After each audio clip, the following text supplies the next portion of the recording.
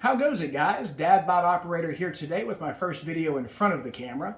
If you're unaware, I've made a series of shorts called the Peek Inside the Safe series, where I highlight a few of the different firearms that I have in my safe and go through some of their features.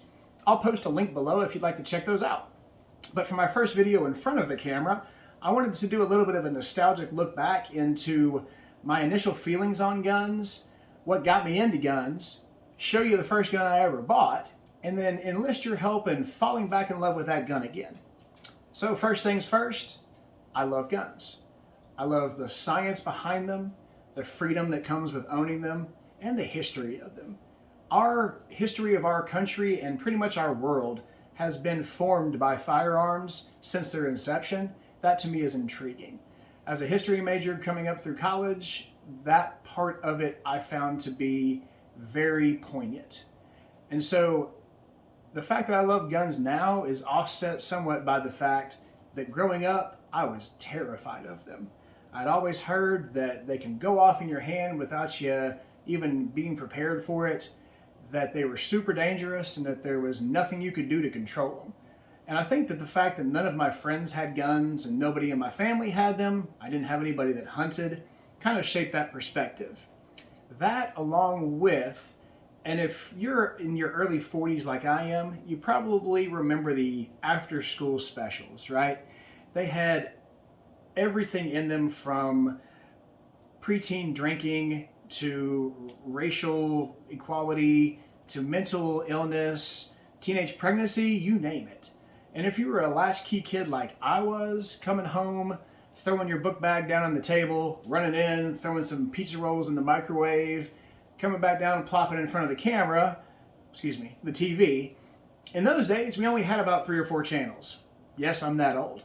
And one particular episode of the ABC After School Specials really stuck with me. It was about a little boy who had gone to his friend's house to play. And they went into his friend's dad's office and they came across a loaded gun. They started playing with it. Lo and behold, one of the little boys is killed by the gun. That's all it took for me.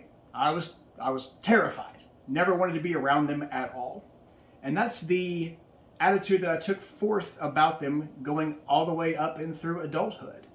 I was that guy that if somebody broke out a gun in the house, just left.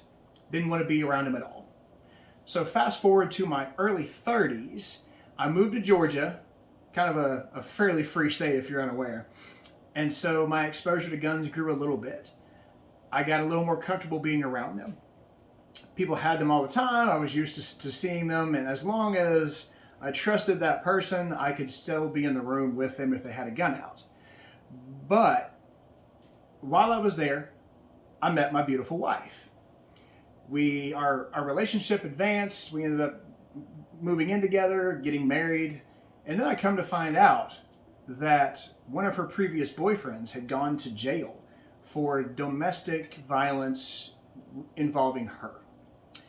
We also came to find out that he was being released from jail very shortly thereafter. So as you can imagine, my thoughts on guns changed pretty rapidly. The thought that I couldn't protect my new wife terrified me. So we started doing some research, started looking into them and trying to figure out what the best gun for each of us would be. And the way you do that is, go on the internet, look around. At that time, this was around 2015, there weren't as many subcompact options as there are now. Back then you had like the Smith & Wesson M&P. It was that little single stacked 9mm that I think held 8 rounds. There was the Glock 43. That was about it. If you were looking for a subcompact gun, your single stack option was the only one you had. And let's be honest, as a new shooter, I was going to need more than 7 rounds. So I started asking around to everybody, what do you carry? What do you carry? What do you carry? And everybody that came back to me said, if you're looking for a great first gun, get a Glock. I had never really heard of Glock before, so I started looking into it. Come to find out there were a few different options. There was a Glock 17, Glock 19, Glock 20, but I wanted to stay in the 9mm range, so I went to one of my friends' house who had an FFL. Seems like everybody in Georgia has an FFL. I'm not sure how that works out, but went to my buddy's house and was able to purchase my first gun from him through his FFL. We also at the same time got my wife her first gun that she had had since we had been together. So for the reveal here, I'm going to show you the first gun that I ever bought. It's been changed a little bit since then, but there's only been a couple of small modifications to it. And here it is, the Glock 19 Gen 4. I can tell you that the first few times that I carried this, I was super apprehensive. I had gone to the range and I had done some shooting with it, but I still didn't feel comfortable. I had never taken a course, and I know I should have, but I never had at that point in time. I just wanted to make sure that in the event that I needed to protect my wife, I had the ability to. So I carried this somewhat apprehensively, but the longer I carried it, the better I got with it.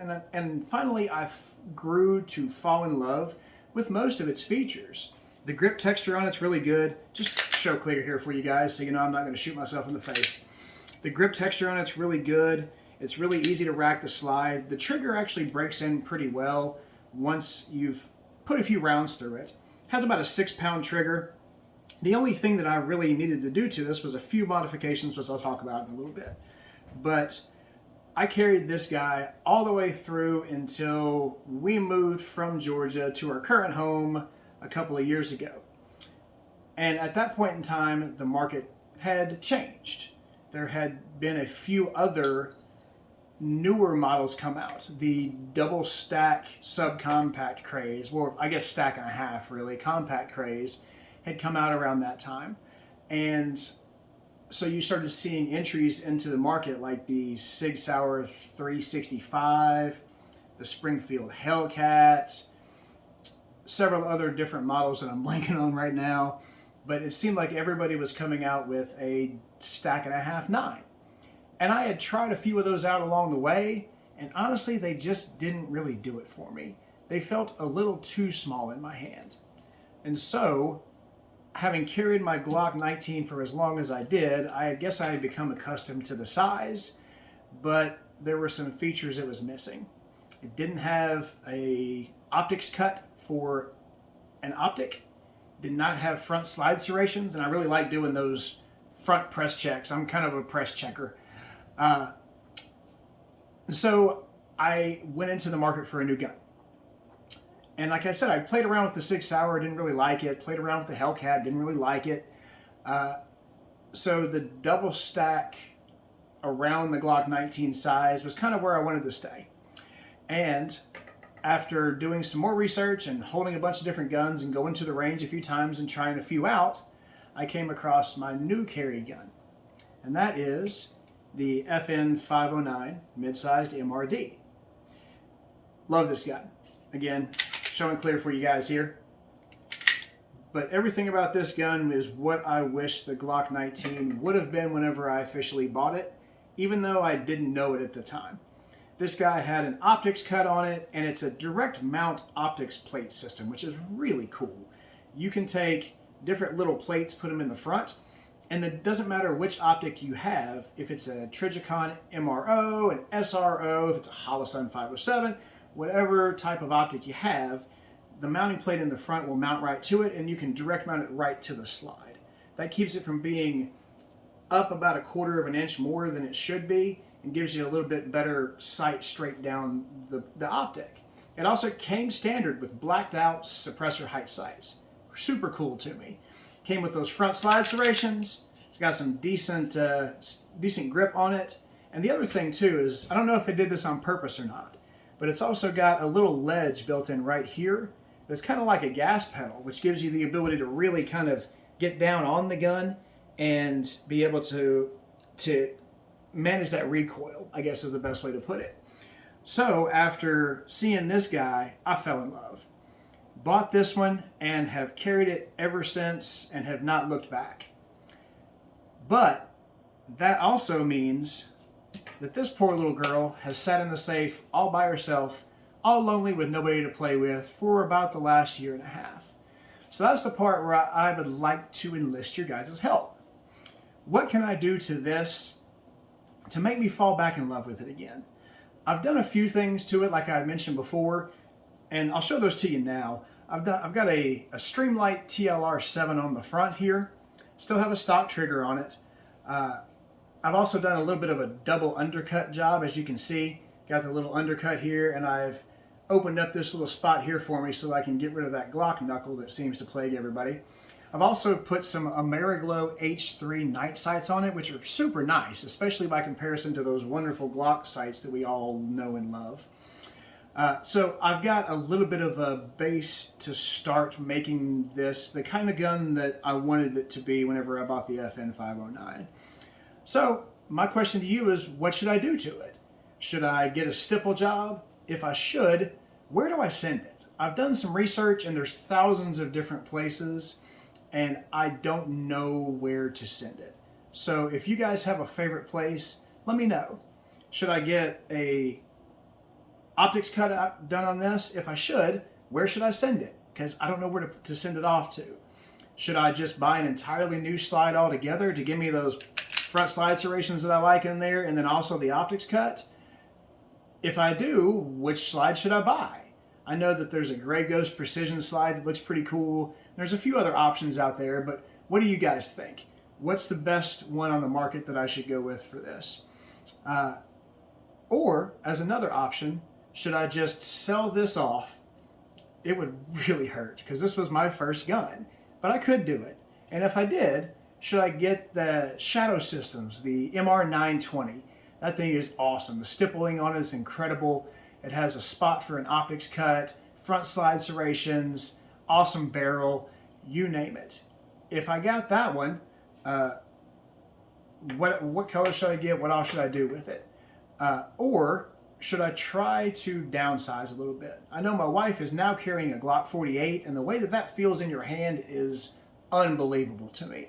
It feels like it was made for my hand. So should I downsize to that and go with a little bit smaller subcompact and go ahead and join the craze? Or should I try to salvage this girl here and make her back into what she was when I initially fell in love with her? Make sure and comment that below, guys, because I really would like your help. I'd love to get a conversation going on that because I love that pistol still. I just don't carry it much anymore. That's it, guys. That's the inaugural video, as it were. Please like and subscribe. I really want to get this channel up and going so that we can have a community here where we can share thoughts and ideas back and forth, be able to support each other in times of need. So please like and subscribe for me if you don't mind. Share the video around, you know, all the normal YouTube stuff. It takes a little while to get these videos done, as I'm finding out more and more that I do them. So any help you could provide would be greatly appreciated. Again, this is Dad Bot Operator. Have a great day.